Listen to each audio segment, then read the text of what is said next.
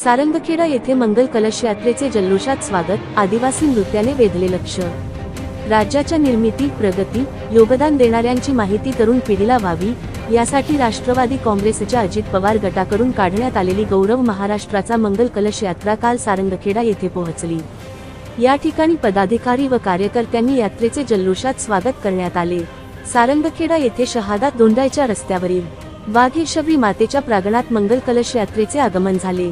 यावेळी आदिवासी नृत्याने यात्रेचे स्वागत जल्लोषात करण्यात आले। महाराष्ट्र दिनी 1 मे रोजी मुंबईतील जांभोरी मैदानावर एकत्रित येणार आहे।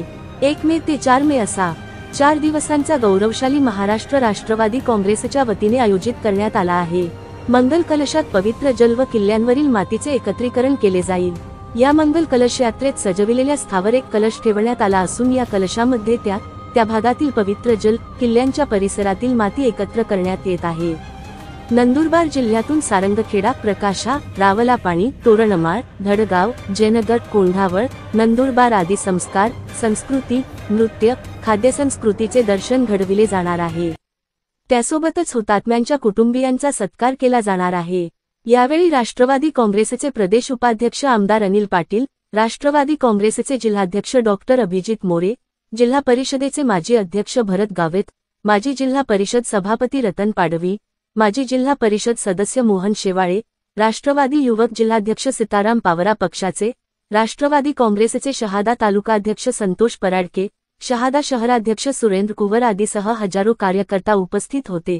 SMTV मराठीसाठी संजय मोहिते, मुख्य संपादक नंदुरबार।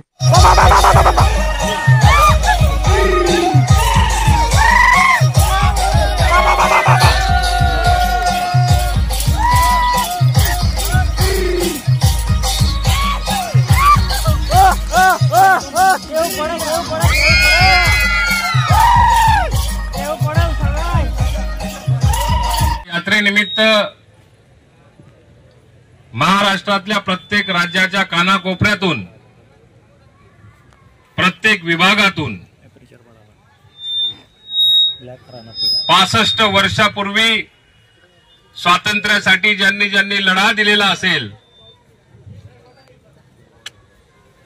स्वातंत्र्यामध्ये जे हुतात्मे झाले असतील आणि स्वातंत्र्यानंतर 65 वर्षामध्ये महाराष्ट्रामध्ये जी काही प्रगती झाली असेल, विकास झाला असेल, म्हणजे याचा अर्थ 65 वर्षापूर्वी सुद्धा आणि 65 वर्ष स्वातंत्र्यानंतर सुद्धा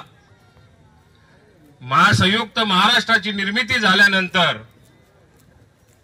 देशाचं स्वातंत्र्य हा भाग वेगळा, पण महाराष्ट्राच्या संयुक्त महाराष्ट्राची निर्मिती झाल्यानंतर पुढच्या पिढ्यांकरता आपण नंदुरबारमध्ये नंदुरबारवासियांनी या देशाच्या आणि त्याच्यानंतर महाराष्ट्राच्या स्वातंत्र्याकरता काय काय लढा दिला याची आठवण कुठेतरी पडायला लागली होती। म्हणून राष्ट्रवादी काँग्रेस पक्ष असा एकमेव पक्ष महाराष्ट्रामध्ये की त्याने संयुक्त महाराष्ट्राच्या निर्मितीपासून तर आजपर्यंत ज्यांनी ज्यांनी या विकासामध्ये सहभाग केला असेल आणि निर्मिती करता जे जे हुतात्मे झाले असतील त्यांना स्मरण करण्यासाठी खऱ्या अर्थाने या मंगल कलश यात्रेची सुरुवात उत्तर महाराष्ट्रात मुक्ताईनगर पासून काल सुरुवात केली।